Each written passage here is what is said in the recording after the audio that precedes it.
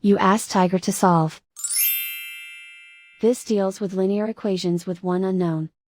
The final result is x equals 73/12.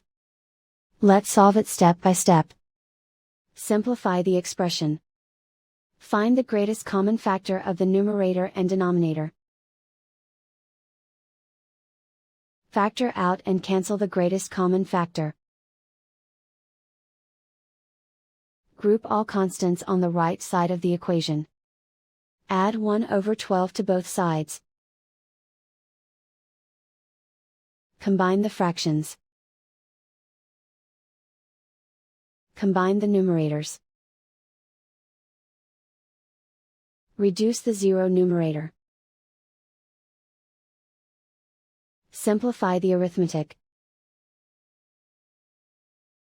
Convert the integer into a fraction. Combine the fractions.